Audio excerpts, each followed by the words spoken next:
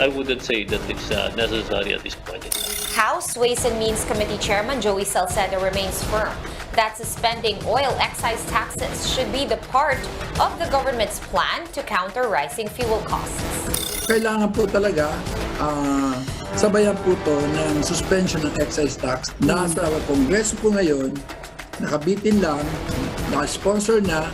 And transport groups renewed their calls for a fare hike after the major increase in gas prices.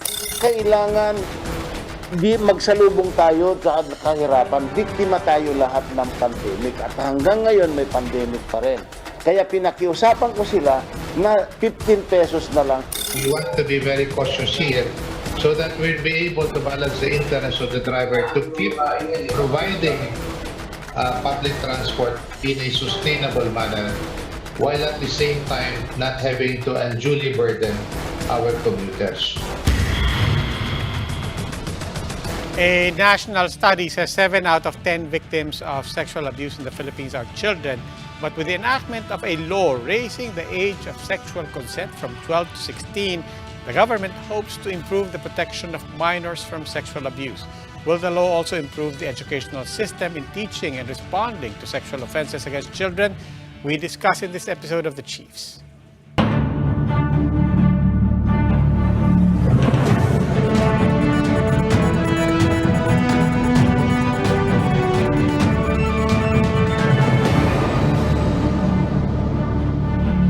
Please stay tuned. We will be joined by the other chiefs when we return.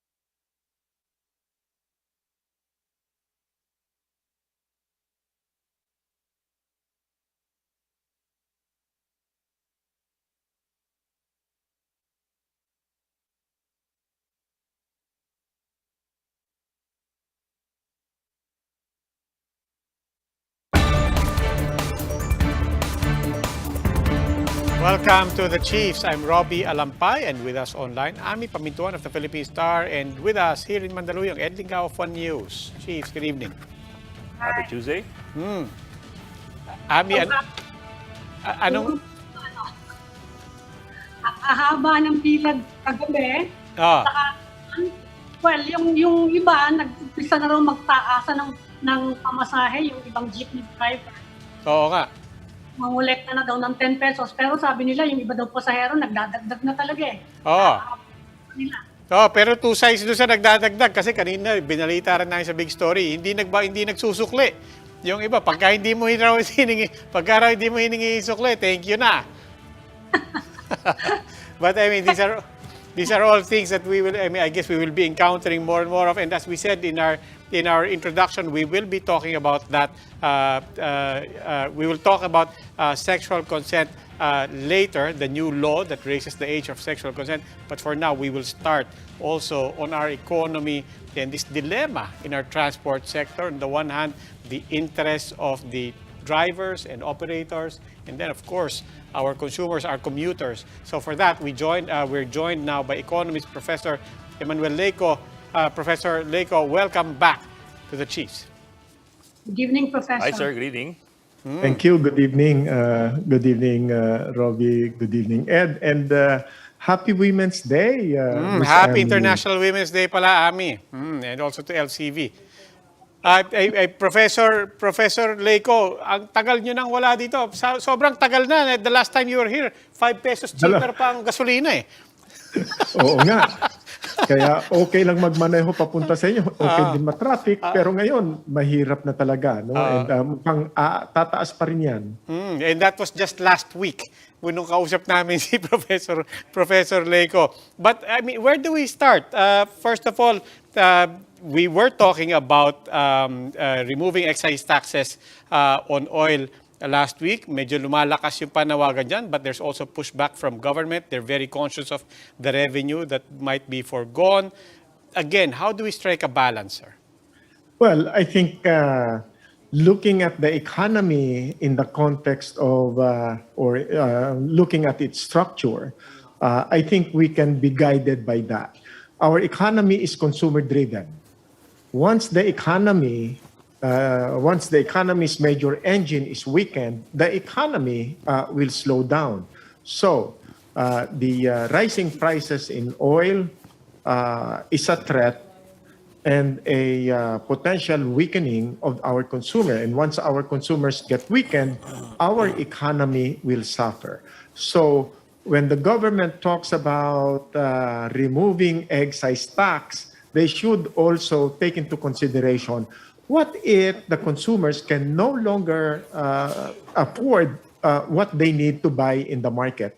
The economy will slow down. So it's like it's not useful to look at our policies in a zero-sum game where if we take something from the government, the consumers will gain, and if we give something to the consumers, the government will lose. No, that is not the case. I think we have to look at our economy as a dynamic economic system where you need to make sure that the market forces are at play. They are continuing to play with continuing strength.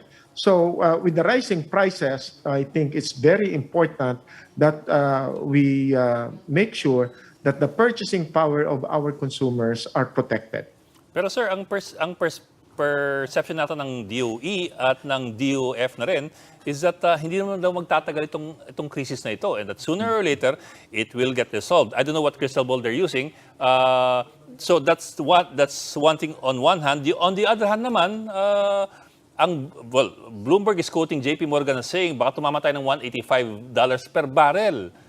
So that's the extreme naman. And you have the Deputy Prime Minister of Russia saying na baka tumama ng 300 per barrel yan kung mag-impose ng oil embargo.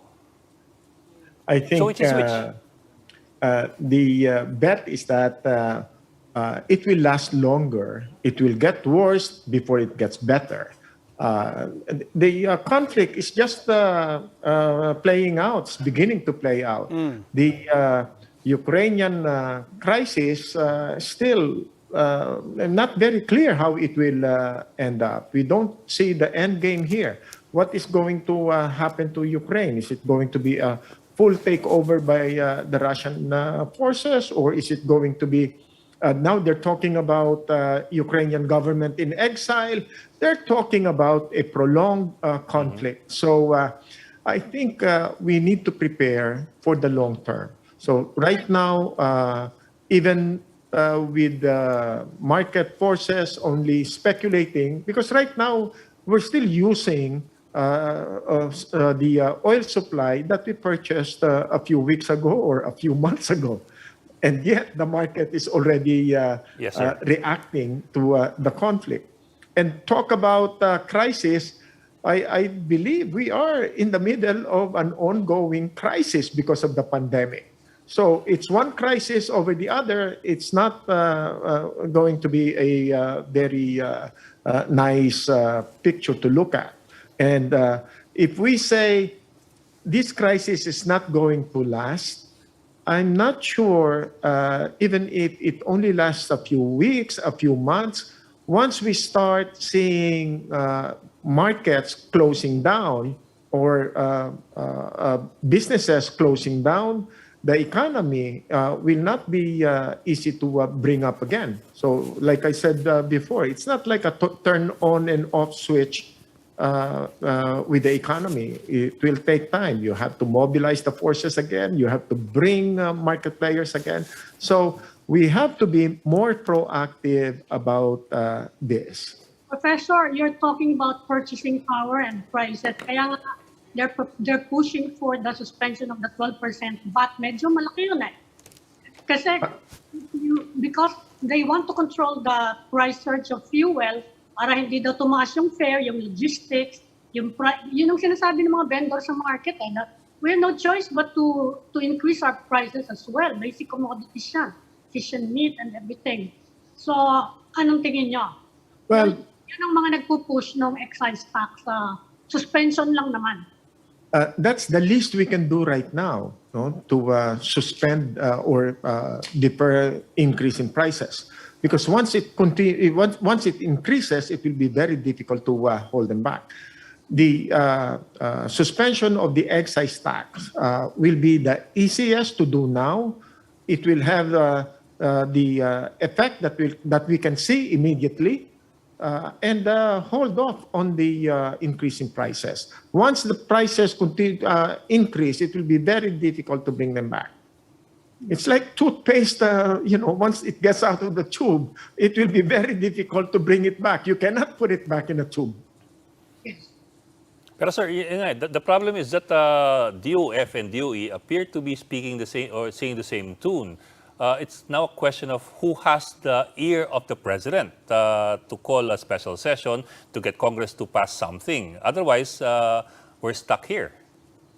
Well, I think the president should also look at what's going on in the markets right now. I'm not talking about the stock market. I'm talking about the groceries. I'm talking about the wet markets, and see, even without the effect yet of fuel increasing its prices at the supply end, the market is already reacting, perhaps in a speculative way, but perhaps also defending themselves, their position right now. There are people who are hoarding fuel. Of course, they cannot hoard fuel. You can only gas up for your weekly consumption, but you cannot really protect yourself by hoarding. Hey, Professor, kumpletuhin nyo lang yun. I invite you to complete that scene, yung eksena ng consumer-driven economy natin. Because even there are conflicting signals and messages and incentives, di ba? On the one hand, you could really feel government and many in the private sector wanting to compel their employees na, kailangan pumasok na kayo because that will drive the canteens, people will eat out. But that will also entail using more of our bandwidth for traffic and mobility. And then on the other end, you could also feel the employees saying na, we have a good thing right here na hindi ako kailangan magpunta, work from home muna kami, hindi kailangan gumastos. Plus, we're helping government because we're also hearing magtipid tayo sa gasolina. So there's this schizophrenic, we want to open up, at the same time, we know a good thing when we see one when we're working from home. So how should government frame our mindset here? I think the numbers are very clear. When people are working from home, productivity is down. When people are working from home, the consumers are not able to go out and buy what they need. So they're ordering, but that doesn't take the place of people actually going out and buying their stuff. Now, if you want numbers, we can go back to our macroeconomic numbers. More than 60% of our economy is driven by household spending. So once you threaten household spending, you can expect that the economy will slow down. Public spending, which is coming from government collection of taxes, once the households hold back, there will be an effect on the economy by way of consumption going down, and therefore our economy, businesses who are relying on household spending will also decline. So don't look at it as public spending versus household spending. If I don't have any funds as government, if I lose my revenue collections from taxes because of the excise tax, you can also expect that revenues of the government being collected from consumption, your value-added tax will slow down. The income tax of the businesses will also slow down. So eventually, the government will also have the full effect, the full impact if they do not do anything right now to protect household spending, if they do not protect purchasing power of our households.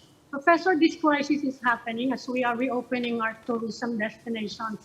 Paano messaging nun? Because we're trying to get people to save gas, and I think they have no choice. I know a lot of people will be suspending travel plans muna, but how do we get people to revive tourism while at the same time dealing with this crisis? Paano messaging nun? Medyo mahirap-hirap. Kaya nga, kailangan solid ang and consistent ang message ng gobyerno. We are here to help you. If you want to spend, we are here to help you with a controlled or managed prices in the market. No, we cannot control the market, but we can certainly manage how the prices are moving in the market. Pero if we concede that to the invisible hand, remember, there is no real invisible hand. Even the U.S., the capital of the free market, the government, through its policy instruments, come in and intervene. If they need to increase interest rates, they will increase interest rates. But of course, they hold back because of its impact on the economy. They do that.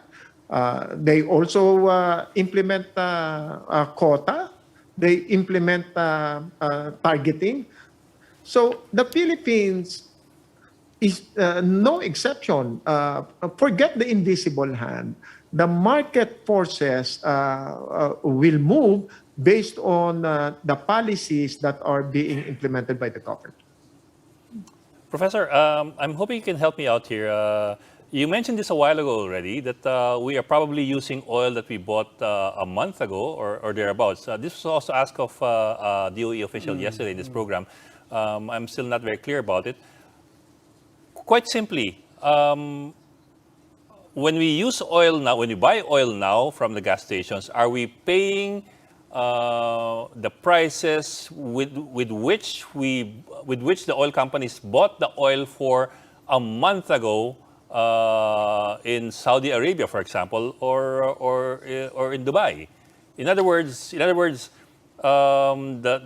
prices that we see now in the gas stations, are they realistically reflective of the prices with which they were bought for a month ago when they were actually bought for? Technically and in principle, we should be paying for the producer cost. If the cost of the fuel is, for example, $80 a barrel, that is what should be reflected in the market. But there is also the element of speculation. And the government cannot, will not be able to police the market fully. So there will be some who will violate, who will deviate, and they will say, well, look, this is our cost. We are in a free market, so we are only reflecting the cost of the suppliers or the producers. So if they say we are increasing by 18 pesos, by 20 pesos, we need to do our own surveillance if that is in fact reflecting the true cost. And also, deregulation happened because we wanted to inject competition in the market. But if the oil companies are increasing their prices at the same time, at almost the same prices, it's their competition, and therefore the government should review that policy of deregulation. Did deregulation inject competition? Did it bring the market prices down? Did it make the market more efficient? Because that is what we are supposed to expect. because of deregulation. But apparently, it has not resulted in those outcomes that we were expecting. But sir, I mean, what I'm trying to ask is, is somebody making money out of us, out of the course. consumers? No, disproportionately making money out of us. Kasi, well, of course, obviously, the prices are being increased because of allegedly events happening on the other side of the world as we speak, not because of events happening a month ago when those oil products were bought. Well, retrospectively dapat ang pricing natin. Unfortunately, the market behavior is not moving based on what happened a month ago. Market forces are moving based on what's happening right now and how they are anticipating what they are expecting to happen tomorrow, next week, and in the next few months. So that is the essence of our market forces. No, you cannot really control, and therefore, for you to be an active player, an effective player in the market, you need to have a plan. So, kung merong ganitong disruption, what do you do? I also hear about buffer supply. Too late now. If you build your buffer, you are buying at a very high price. No, so the buffer is supposed to be a buffer for oil price shocks. But right now, the shock is ongoing. Yes, but Professor, speaking of shocks, yung isang tinutuntungan ng confidence ng economic managers is not only they're betting na it won't last that long. What they're essentially saying is the crisis in Russia and Ukraine might last long. But the impact on fuel might be shorter-lived than that. And to that end, ang isang tinutuntungan nila is essentially, we've seen this before. Specifically, they will cite the Gulf War and so on. I'm just wondering, is there anything, any element, any dynamic here that is different, you feel, from past experiences, past crises, that makes that not necessarily a fair analog? This is very different because the players involved are big. Russia is a major economic player. And right now, the U.S. is weaponizing financial instruments. They're trying to choke the Russian financial system, but they cannot do that.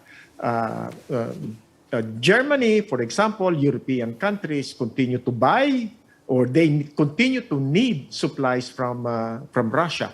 How are they going to pay? And why will Russia continue to supply them with their natural gas, with their fuel, with their wheat, if they're not getting paid?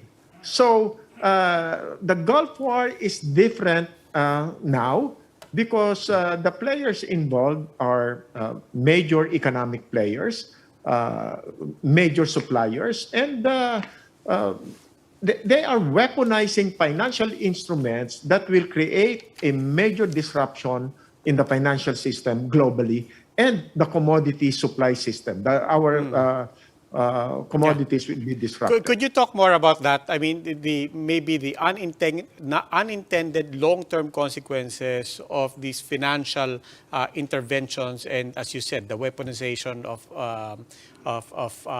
embargoes, and so, well, embargoes have always been weaponized, but this mix of the financial instruments. What are the unintended consequences? Because a lot of people, including the public, you could sense, are cheering on all of these sanctions, right? But what are the unintended consequences that we should be mindful of? Well, it will cause major disruption, like I said earlier. No, Russia will not sell if they are not getting paid.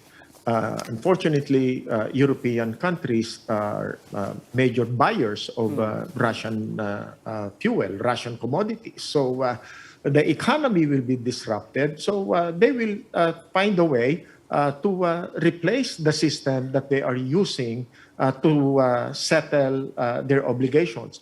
Right now, they're talking about the Chinese financial system, no, as the alternative. And China is just basically very happy with what's happening.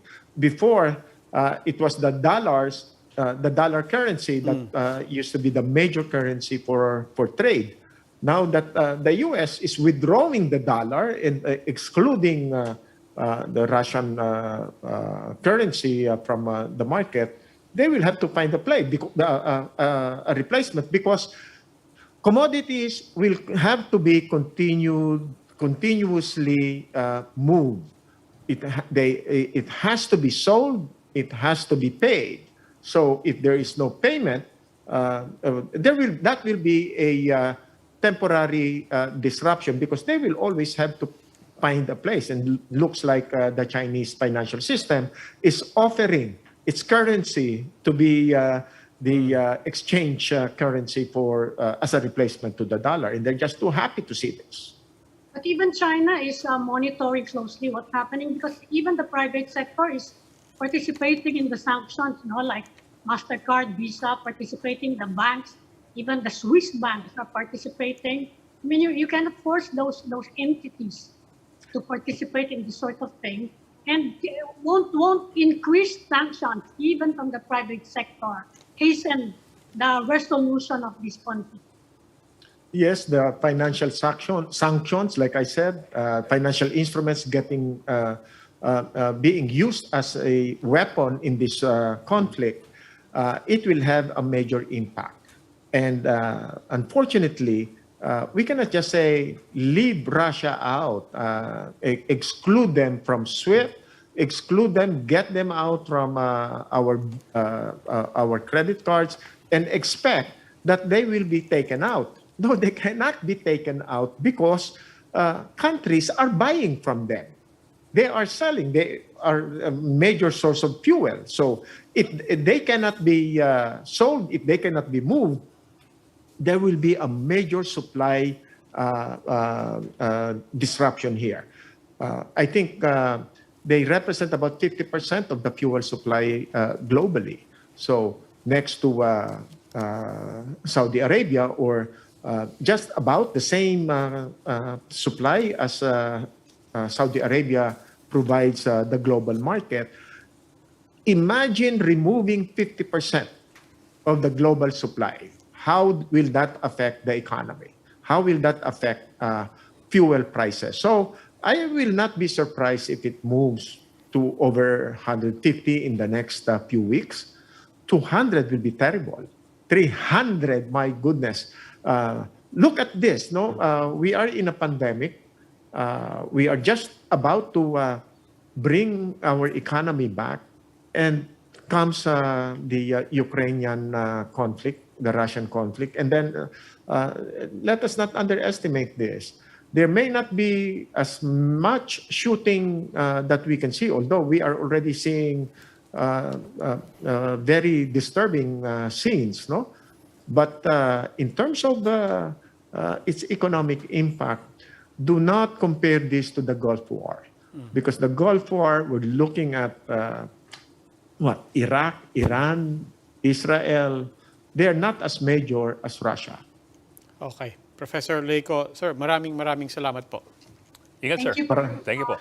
Maraming salamat. I was hoping that I could give you better news, better analysis, but it looks like we have to brace for what can actually happen in the next few weeks. Yeah, which among other things can only mean we will have you back again for more of these discussions. Maraming salamat po.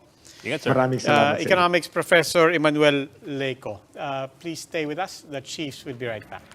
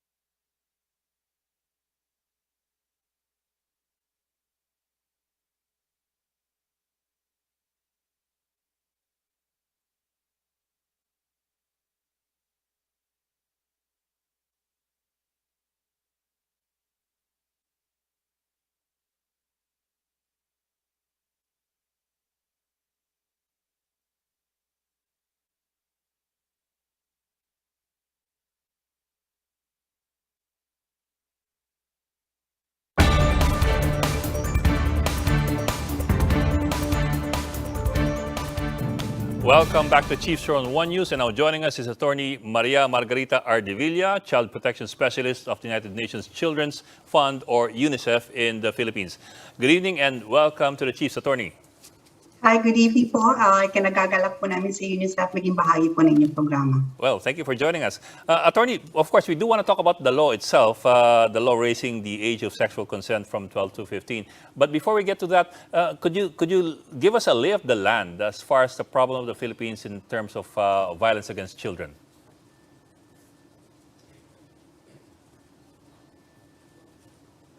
Attorney, can you hear us? Parang hindi yata tayo naririnig ni Attorney, Attorney. can you hear us? Mukhang may technical problems pa Ay, tayo. nakamute ata ho kayo. Ay, ayan na. Ayan. Mukhang may technical problems, but while we're waiting, Bok, just a quick correction. It's I think you misspoke. It's 12 to 16. It's I'm been sorry, raised 12 to to 12 to 16, 16 years old. But this is a law that we know that advocates have been fighting for 4 years. Finally, napirmahan na. Let's hear from Attorney Ardevilla. Nandiyan na po kayo? Can you hear us? Yes, I can see, but I have no visual access, but I can hear very clearly. Okay. Okay. Attorney, could you give us the lay of the land first as far as the country's problems with the violence against children?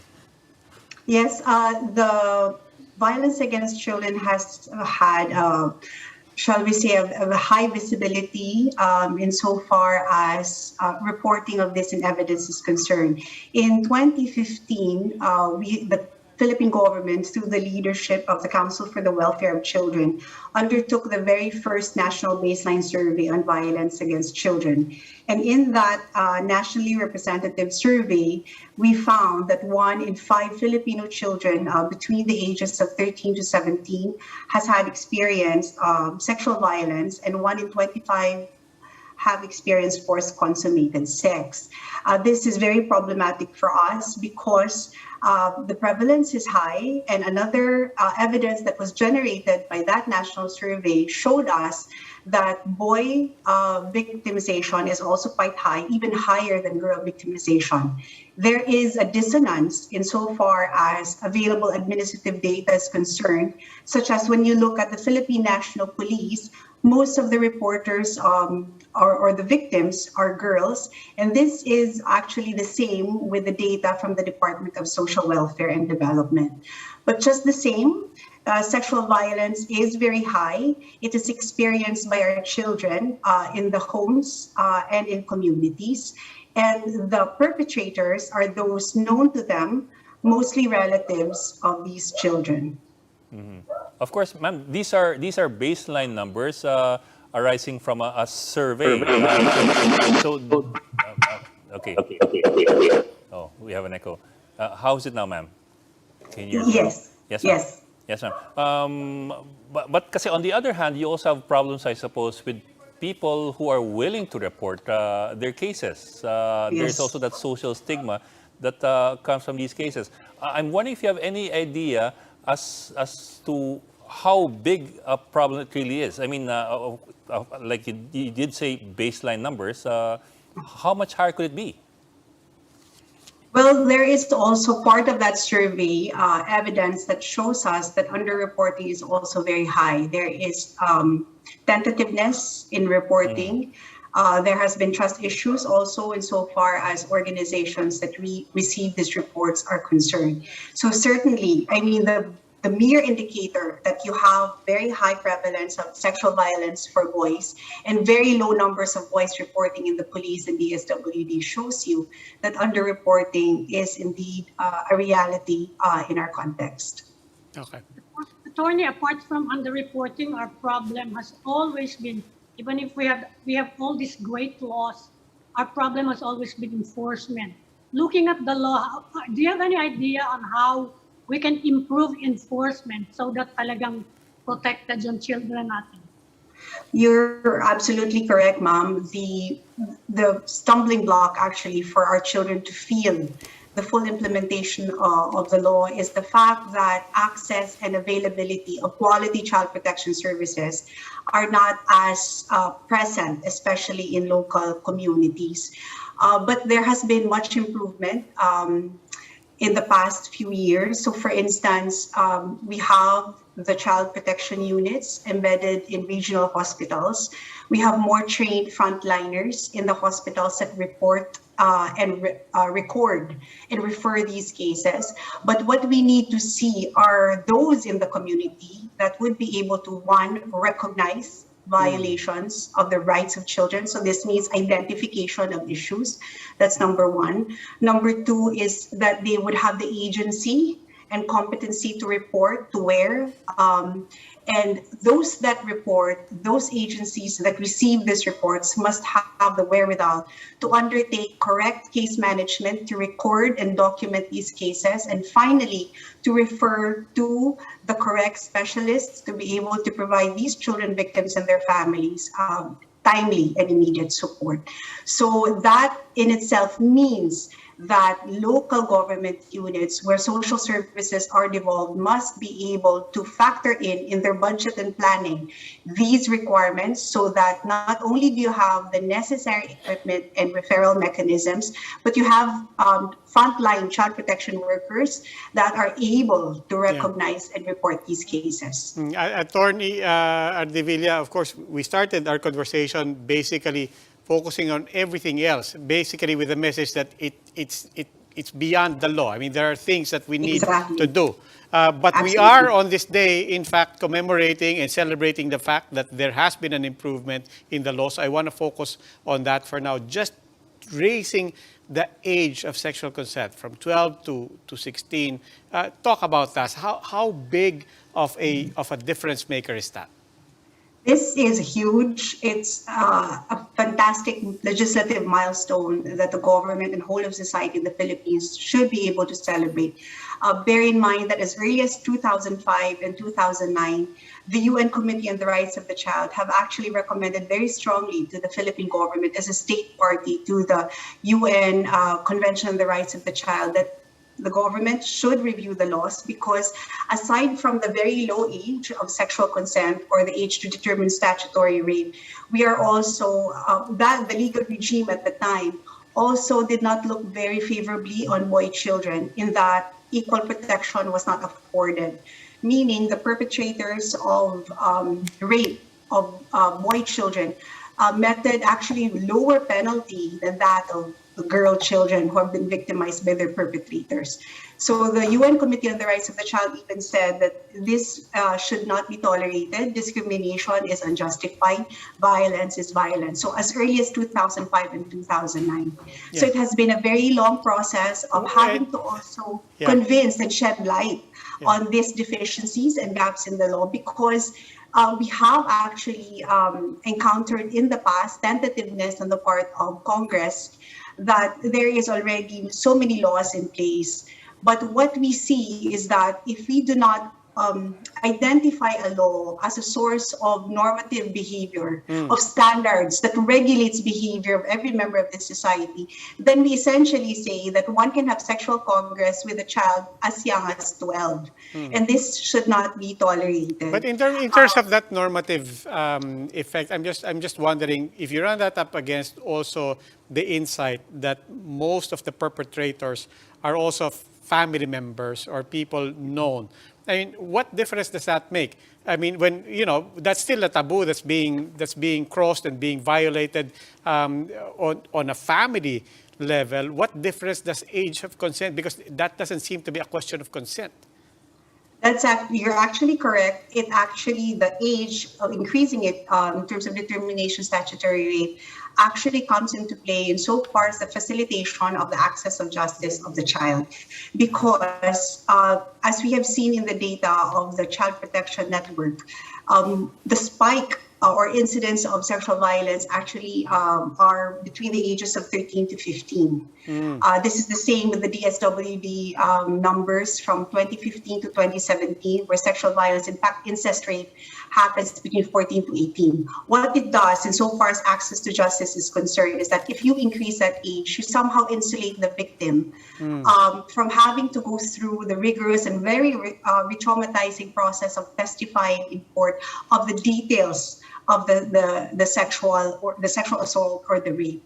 If you increase that age, it means to say you increase the legal protection that the court has to take judicial notice of. That if the sexual violence occurred to a child who is below 16 years of age, automatically this legal protection applies, and therefore there is that bigger opportunity for this child to be insulated from the very traumatic experience of having to testify every detail of the sexual violence this child had to undergo. I'm curious, of course, we want to look forward, look up and forward with this new law in place, but without necessarily, stepping backwards. Maybe look at it as in terms of being constructive. I'm just curious, why did it take so long? What were the final barriers that were hurdled, and how was it hurdled? First, there was that perspective by, as I think I've shared earlier, by Congress and some elements of the justice and social welfare system, that we have ample laws that are already in place. So that was one, that perspective. Secondly, there was really very low awareness of this deficiency. That was the reason why one of the things that UNICEF did, shoulder to shoulder with our partners in the organizations of Child Rights Network, was to launch a national legislative campaign to really shed light in this issue. So it was only that when we drummed up the demand, when there was really this push for a discourse, that Congress became very intentional and committed to really study and look at the gaps that the legal framework had. And of course, there were also social norms. I think we had some anecdotal references also on some patriarchal notions as well, because look at the law. The law that we are amending is a 1930 law. It's 9 decades old. We had a chance in 1997 when the anti-rape law was put in place to amend the revised penal code, but we missed out the chance of expanding the protection to include children. The 1997 law of the anti-rape law is very, very important for our jurisdiction in that it shifted now the paradigm from viewing sexual violence not just or rape in this case as a crime against chastity, which was very subjective, very, very person-oriented, to recognizing rape as a crime against person. So through the years, you sort of build up that kind of awareness. But because we also had evidence from the National Baseline Survey to really put a spotlight on the deprivations insofar as sexual violence exposure and harm is concerned, and bringing together like-minded organizations, both from government and non-government sector, that kind of force going into Congress was something very powerful, and that was really the time when the spotlight was put in the gaps of the legal framework. Attorney, with the signing of the law, which measures would you like to see? Which is the most urgent measure that you would like to see implemented? Because we keep talking about the problem of parents, guardians themselves being the ones victimizing their own children. You want to see, do we have enough foster care facilities, for example, for children who are separated from their parents? Because we have been told by other resource persons in the past that this has always been a traumatic experience for the children, even if they are victims. If they are not even aware often that they are victims, what are the most urgent measures that you want to see? Thank you, ma'am. Actually, the urgent measures go beyond the 4 pages of this law. It really looks into the child protection system. It looks into strengthening community-based support so that the children who have been victimized need not be put in centers, because it's a very artificial home environment for them. Precisely what Ma'am Pamintuan said, that a Foster Care Act, which has been around, I think, since 2009, has not been fully implemented. So these are just parts and parcels of that law. But what is also important is the preventive aspect. And this is something often overlooked by our government, in that investments, public finance management for children, and strategic thinking needs to go into prevention. parenting was mentioned.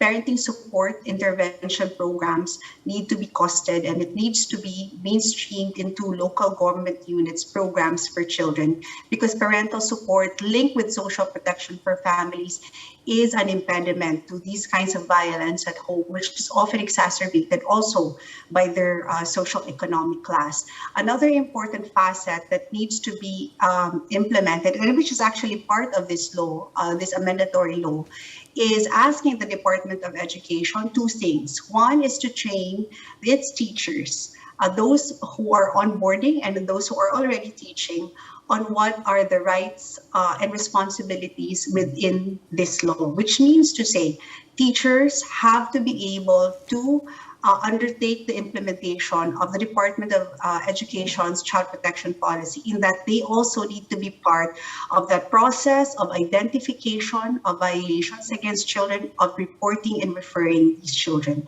So that's at one end of capacitating teachers. The law, RE 11648, also says that the Department of Education needs to look at its curriculum and be able to provide age-appropriate lessons for all learners, so that we would increase the agency of our children, not only to identify, but to report in a timely manner any violence that this child has undergone. So preventive measures is very, very important, because deterrence is really so much better than having to cure or rehabilitate victims of sexual violence. Well, Attorney, there are some laws like these that sometimes are controversial. It does take a bit of huffing and puffing and compromising to get them past the congressional ringer. I'm wondering, moving forward, are there any other variables that you would like to move on with, to amend, or maybe to add on in future fights? There are still some outstanding actually concerns that the UN Committee on the Rights of the Child have identified that the state party, which is in this case the government, could look into. One is the fact that our country does not yet have an anti-corporal punishment act. We did have an opportunity through the positive discipline law, which was submitted but subsequently vetoed. So that is something, however, that could be undertaken. It could be programmatic in response. As I said, we put a lot of premium in evidence-based parenting support interventions. This is something that we really would like to scale up and to have be made available to families who need support insofar as, for instance, providing discipline in a non-violent manner. We also would like to see the government, particularly the Congress, pass the law on online sexual abuse and exploitation of children, because this is a very complex ecosystem, and the current legal framework that we have is not as responsive. We have law enforcers that use definitions differently, interpret it differently, and having a law that standardizes understanding of the many nuances of this phenomenon is also going to be helpful. But what we really would like to see is, I go back to the local implementation, as Ma'am Pamintuan has very rightly underscored, it is the correct implementation, monitoring of the same, having a results-based mindset, so that we would be able to see if the resources that we put in, the programs that we implement, actually have positive impact on our children. So it's really on the implementation side, but we still have some outstanding insofar as legislative advocacy is concerned. Attorney Ardevilla, we're almost out of time, so one final question. I do want to bring it back down to even something even more basic than the level of the community. You've touched on this already by referring to support for the parents as well. But you know, we've talked about the gaps in the legal framework. We've talked about the gaps in our systems. We've talked about the gaps in local governments, in the police, in the implementation. What are the gaps in family? There are a lot of people watching now, frankly, still shocked by the initial data that you shared, diba? That a lot of these victims are victimized by people that they know within family. What are the gaps within family?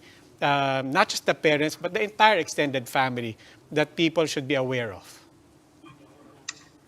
the families, I think the Filipinos are very well aware that the family is that unit where initially one provides care and nurturance for their children.